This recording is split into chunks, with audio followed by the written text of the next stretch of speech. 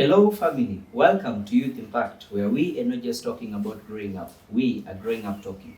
This has been brought to you by Success Africa, a Pan African media organization that focuses on success stories of Africans. My name is Derek Wesley. And of course, not to forget, our special gratitude goes to Convent International Hotel, which is, of course, your ideal conferencing partners. Did you know that you can actually be depressed without getting to realize it? Today's topic, we are looking at coping with depression and anxiety. And Success Africa went out to the streets, and this is what our youth had to say on the same topic. Hi, Hi, you can tell us your name and what you do. my name is Rocky Varon na nasoma hapo Aviation College, Aeronautical Engineering. So, we're asking about depression and anxiety. If you've ever fallen into depression or felt anxious, and how did you manage it? Like yeah, mimi sijai kuwa like depressed but naweza try kusaidia mtu mwenye ako depressed. Yeah. So, how do you think they should manage it? Yeah, like ukifeel like uko depressed, like unaweza reach out like somebody you think you are more comfortable with, like you can tell him or her anything you feel. Yeah, so that anaweza kupea ile advice yenye unaweza anafikiria ni poa. I'm Charity Waidherero and I'm a student at Chiramo campus. Okay. Yeah, so today we're asking about depression and anxiety. If you've ever suffered from depression and anxiety, and how are you managing it, or how did you overcome it? Yes, I suffer from depression and anxiety, social anxiety. Um, the most helpful thing I've noticed is uh, trying to get out and interact with people who are understanding and trying to go out and be in the nature and just taking care of myself, a lot of self-care that has really helped. And what can someone else, maybe out there, suffering from depression and anxiety, what can you tell them to do to manage their own? um I'd tell people who are suffering from anxiety the to take part in physical activities. I usually find the yoga very relaxing when I'm really anxious, and I've tried breath work, which really calms me down when I'm in a anxious inducing environment. Yeah. Joining us on set today is Mr. Francis Washira, or if you like, Warux. Thank you for joining us on set. Maybe you can tell us who is Francis and how does a day in your life feel like? All right, thank you so much for giving me this chance. My name is Francis Washira Warukera, and yes, you can call me Warux if you like. I'm the CEO and founder of Warux Productions. It's a music production company that specializes in making music that looks at the challenges in the community and then figuring out how we can write lyrics that address that. I'm also an aspiring author. I'm trying to write some books to talk about how young people can deal with challenges that affect them on a day-to-day basis. Every day I wake up, I do some exercises, I do some music rehearsals, I go to the studio, and I go back to exercising.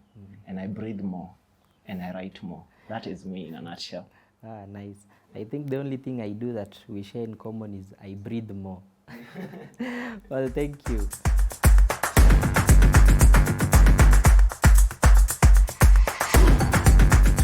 Bwana CEO, karibu. Asante sana. Thank you for accepting the call of being part of Youth Impact, and you're welcome on set. Thank you for having me. Karibu. So, you've had probably what the youths have said about what they think anxiety and depression is.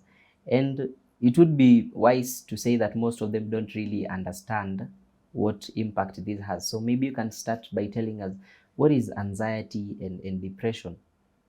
All right, I want to use maybe a very simplified way of explaining what I think anxiety, for instance, is. I think anxiety is that overwhelming feeling of stress you get when you are about maybe to do something that you really don't know what is the result. So you feel a bit tensed. So I feel that is one way you could see anxiety as, and it is something that happens. It can happen and then it can go depending on how you manage it. You could feel anxious when you're about to do an exam. Maybe you had studied, but still you feel a bit tensed. The heart starts pounding and all that. Yeah. And now for depression, I think it's a prolonged period of unmanaged stress. And this is something that could be caused by many things, because we can't just look at depression as just sadness. It is something that could happen, and then you not being able to manage that stress or that anxiety for a long period of time, you might end up not being able to do anything. And I think that is where people start saying, or you start saying, I am depressed. Yes. And so how common is anxiety and depression among the young people? I would say anxiety is common like with everyone. I think every day we get to do new things. Every day we get to be, we get to interact with the new situations that make us feel anxious. Most of the times we are not brought up being told, okay, when you are faced with this challenge, do this. We are just told, just go do it, do it either way. So most of the times anxiety, I can say it is common with everyone. Yeah. For depression, again, I would say it depends. You can't really tell. For instance, I could be saying I'm suffering from depression, but maybe it's just a breakup that I've gone through and I am not able to process that. Yes, and so like I am sad most of the times. So I might think that it is depression. Meanwhile, I'm just trying to process the feeling of loss of the person I had loved. But you find that people also don't want to talk about these things. So you can't really get exact data to tell you this is the number of people who are depressed. Because most people are afraid if I also tell someone that I am going through this, I'm going to be branded names and all that. So even the statistics that we have online, you will find that maybe they are faulty. So it's very prevalent. It is something that will happen to most people, especially if they were taught not to speak up about their emotions. From a young age. From a young age. Now, what are some of the main causes of anxiety? Of course, mentioned that if you're not brought up in a system where you're able to express yourself freely. But there are other things, because you've talked of heartbreak. Probably everybody has gone through that. Yeah. Myself not excluded. Not very true, of course. But what are some of the causes and symptoms of anxiety, so that when it happens to me next time, I know that I am actually going into depression? Well, let's first address the causes. Yeah, I have just mentioned like you could have a prolonged period of heartbreak that you don't know how to process. I would say there are other causes which could be like environmental. You might be in a very stressful place. It could be a stressful working environment, a stressful school whereby maybe somebody does not understand you. And so it is too much for you to process. So that's environmental. You could also be in a place whereby people are just sad all the times, like they are giving you negative energy, and you pick that environmental. There could be also something caused by genetics.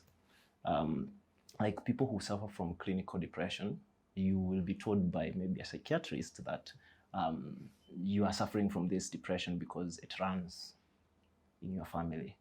I really don't know much about that. I'm not a psychiatrist myself, but yeah, that's also a cause whereby somebody will say, okay, this person used to be depressed and this and this, and then you realize that it runs also to you. Again, there is self-imposed, whereby maybe you have this overwhelming self-pity thing that you have inside you. And so most of the times when you are faced with a big challenge, you recoil and you get sad. It grows. And that one only you can save yourself. Yeah, so those are some of the causes. Now the symptoms, I think you will know you are getting depressed when you realize you can't get out of your bed. You know, that's when you will be having all these headaches because you are trying to process things that are in your head, literally. So it won't be because you're a bit lazy or tired Not from your... necessarily. You know, again, most of the times, if you are like, I don't want to go and see my friends today, and tomorrow I won't, so you'll end up just staying in your house. And that is the social disconnect. That's the social disconnect. Kidogo kidogo, you don't want to eat. You understand? Your appetite inaanza kubadilika because maybe you are used to eating 3 times a day. Now you just want to eat once. Yeah, you will realize you can't enjoy some of the things that you were enjoying previously. You were used to go to class early. Now you don't want to even to attend those classes. Those are some of the symptoms that you might have. And sometimes, yeah, you might even be overdoing things. You know, maybe you used to drink 1 bottle of beer. Now you are drinking 5. You understand? Because you are hurting and you want to process. So you're trying to process it. And there are many more. I think it's very individual power. It's somehow something that is personal for everyone. For everyone. Yeah. So everybody has a different feeling. Yeah. Depending on your biological setup and all that. I will say that. Okay, so there is one thing that you're doing under Waruk's production, and I think I'd like to say it's a new invention, or rather innovation, where you're trying to use music to speak out to people. And I want you to hold that thought. We are taking a short break, and when we come back, that is where we are going to start from.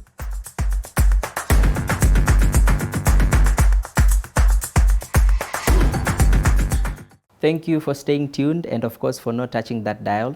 We're still at Convent International Hotel, which is once again your ideal conferencing partners. Visit so that you're able to see all the facilities that they have to offer. Now, Mr. Waruks, you talked about music right before we went for that short break, and I believe music has quite a big impact in the lives of the youths, because that is our main target audience, because that is what we listen to. So how different is the music that you produce from other music, so that it does not really deviate from its purpose that you've actually mentioned?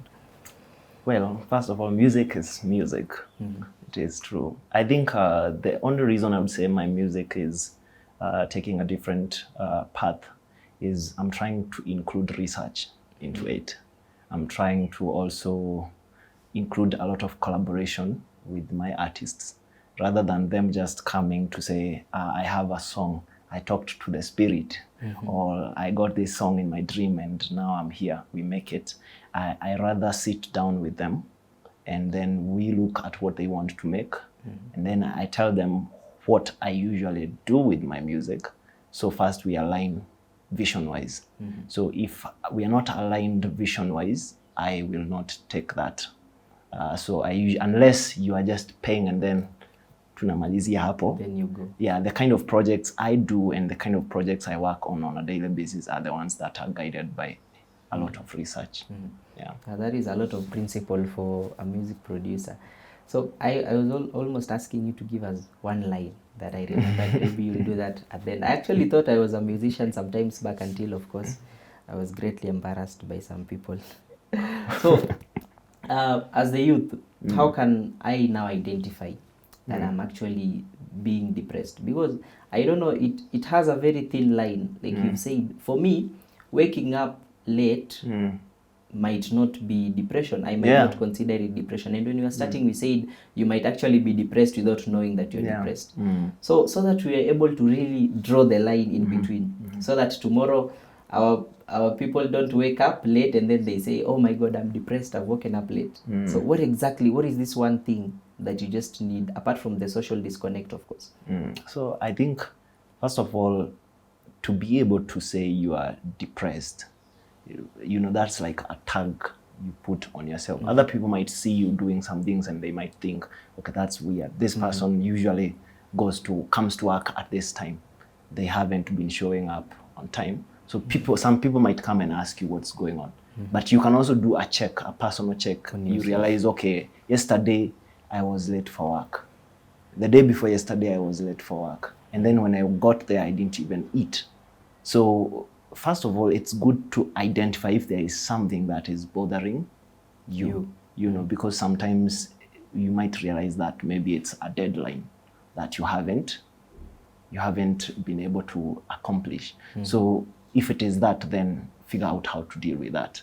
Then if it is something that you can't really explain, maybe you have been feeling so down to the point that you can't even get out of the bed. You are trying, your friends are trying, people are calling you, but you really can't. I would say that is the time where maybe you can visit a professional who will be able to screen you and tell you, okay, I think maybe you are going through an episode of clinical depression. So that would be a way to identify. Otherwise, I won't say that you, just because you didn't manage to wake up, unasema niko depressed. Hello, boss, I'm depressed, I'm not coming. So it should take that. Yeah. So what are some of the most effective ways to actually treat anxiety and depression? And how easy is it for the youths to access them? Just like any other sickness, I would say there are health facilities that are, that deal with mental health issues. But before it gets there, I would say the first person is yourself. You see, the mental health, it happens up here. It's in your brain, right? So the first person who can actually help you in a little way is yourself. But if you are not, if you have gotten to the point whereby you can't even see it for yourself, you've got your friends and your family to help you. But you need to speak up, all right? So you need to make the step, because even if somebody tells you there is a hospital that will help you calm down, maybe through a medication or maybe through some other talk therapy things, those kind of things, it can't help you unless you yourself you want to be helped, right? Yeah, so there is the health organizations. You could also get to go to walk into a gym, or if you can't afford a gym, do some exercises in your house.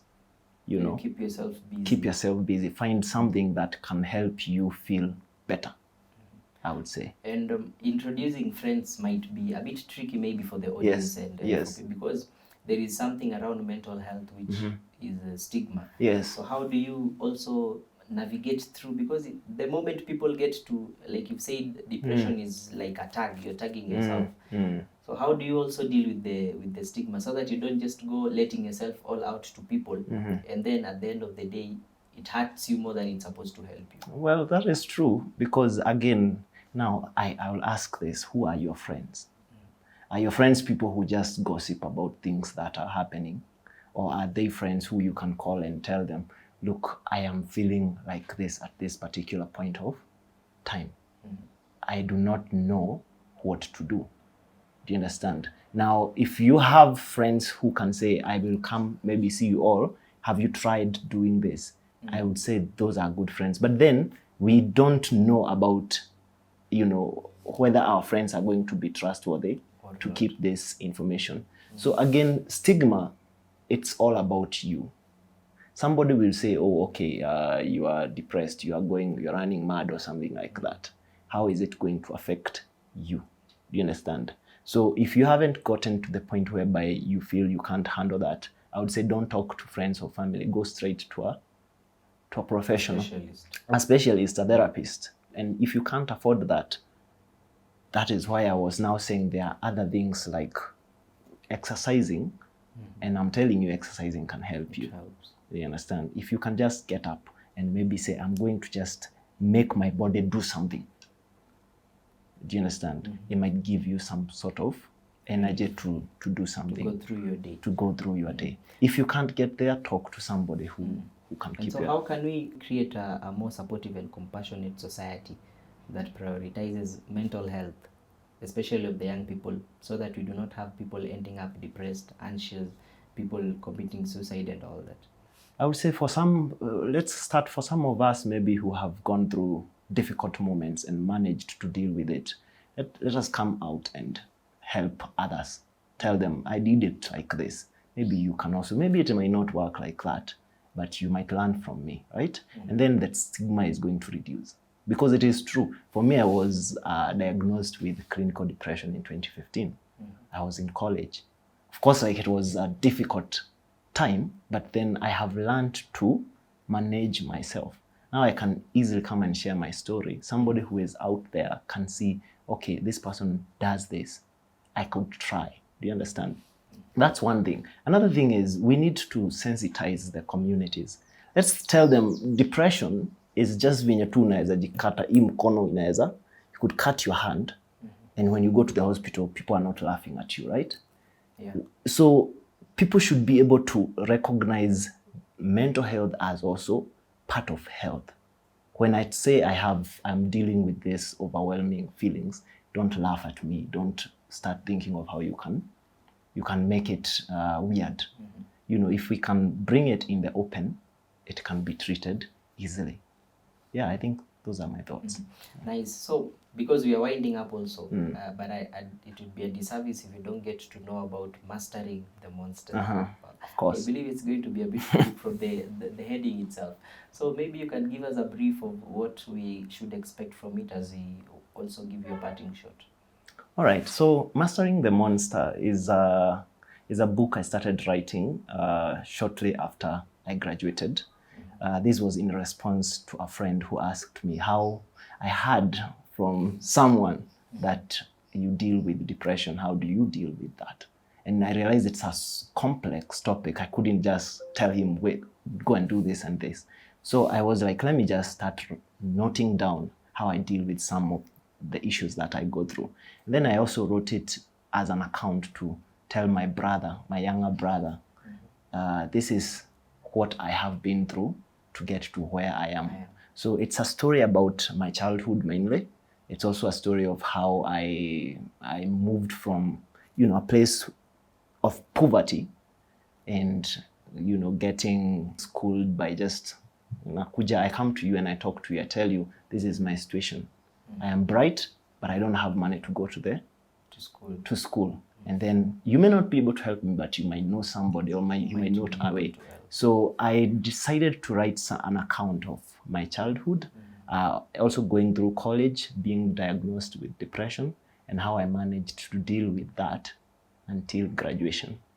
And I want to keep writing those books in volumes so that you can get an account of how I was dealing that when I was in college. And then I can write another one after college. Now I'm in entrepreneurship. It's crazy. How am I dealing with that? Yes, so that's what Mastering the Monster is about. That's good. So having had that lovely conversation, I believe it was quite insightful, and it will really help people also to get to realize what they are not doing right. So mine is to thank you for joining us, and I believe when we call upon you next time, you'll also show up. Thank you so much for having me. I really appreciate this. We are grateful. I was told in Africa, if you don't shake hands, you have not... Oh yeah, now we are in post-COVID, so I think we can shake hands. Thank you so much. Karibu. Well, that is all we had for you from Mr. Waruks, if you like. We are taking a short break, but when we come back, we are moving right into the next session, which is Youth of the Week. On to the Youth of the Week, we are taking a look at a Kenyan teacher by the name Paul Waweru, who uses old laptop batteries to charge bikes. Let us see what he does. A physics teacher at Mwihoko Secondary School in Kiambu, Kenya, innovated electrical motorbikes which are now in high demand, with prospective buyers reaching out with offers. Paul Waweru conceived the idea to innovate the bikes after spending a fortune on purchasing one which broke down after a few months. The battery wore out faster than anticipated, prompting him to invest in another prototype accumulator to power his bike. After several experiments, he built the prototype, which worked beyond his expectations, moving for over 50 kilometers. The project that we are currently undertaking is a very big project. It involves conversion of gasoline motorcycles, also known as boda bodas in Kenya, into electric. And this is targeting for the beachhead, the Nairobi market. and then as we progress, we shall be reaching other parts of the country. And this involves removing the engine. You know, the gasoline, powered motorcycles come with an engine, an exhaust, and all that kind of things.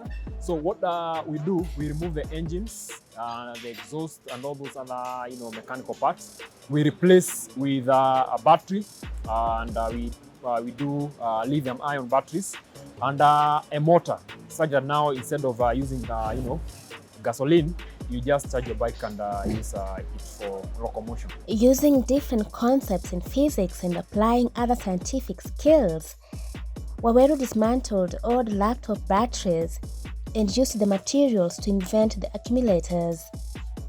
He connects more than 160 of the batteries by arranging them in layers and enclosing them in a leather cloth.